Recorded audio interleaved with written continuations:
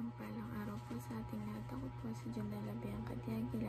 Ito po ang aking day 16 in devotion para sa ating 365 daily devotion na pinamagatang paano lumalim sa Biblia. At yung topic po natin ngayon ay special series 2 of 2, which is pares lang yung kahapon series natin, which is yung covenant. Sabi po dito yung covenant of redemption, an eternal agreement within the Trinity in which is the Father decreed the salvation of the believers.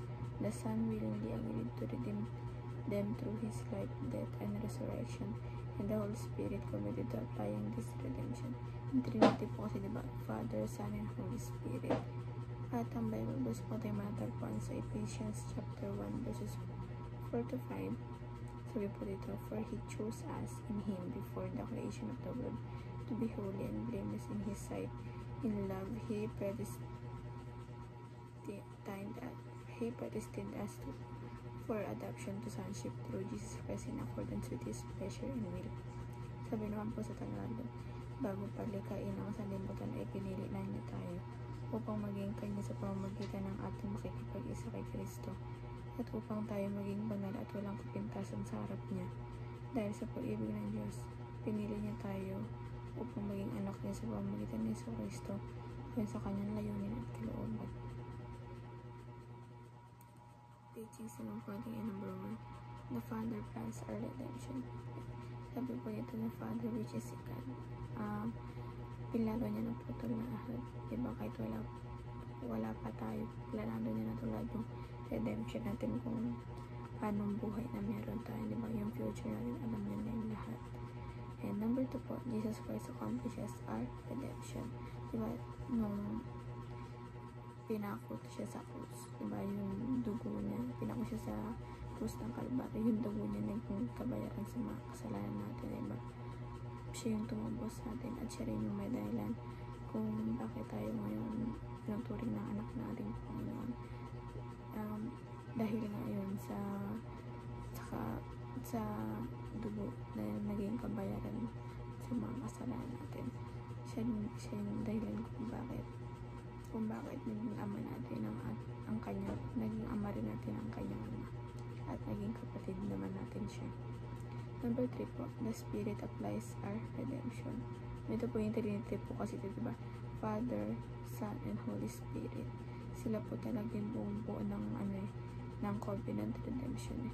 Sila po yung may dahilan kung bakit tayo napawalang sala sa ating mga pagkakasala. Kaya ang sabi po dito sa verse, who, being in very nature, God did not consider equality with God something to be used to His own advantage. Rather, He made Himself nothing by taking the very nature of a servant, being made in human likeness, and being found in appearance as a man. He humbled Himself by becoming obedient to death, even death on a cross. Therefore, God exalted Him to the highest place and gave Him the name that is above every name, that at the name of the Jesus every knee should bow, in heaven and on earth and under the earth, and every tongue acknowledge that Jesus Christ is Lord, to be glory God by the Father. Ito po kasi talagang layunin niya, diba? Kung bakit ay tinubos sa krus ng Kalbaryo, yun yung magsamba tayo sa Kanya, diba? Ibalik natin yung papuri, pagsamba para salamat sa Kanya, diba? And gusto niya i-acknowledge at naikilala natin siya bilang siya yung Diyos. Wala tayong dapat ibang sambahin kundi siya lamang.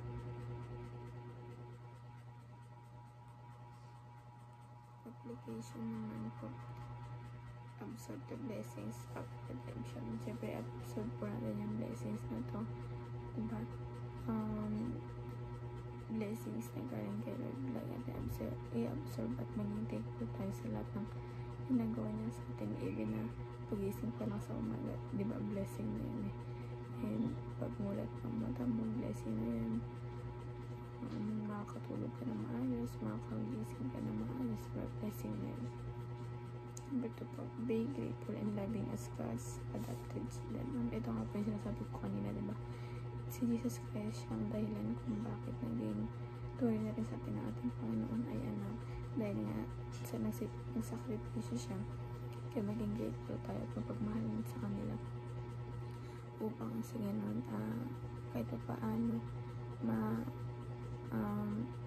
parang mabalik pa natin yung ginawa nilang sakripisyo para sa atin. And lastly po, commit your life to serving God.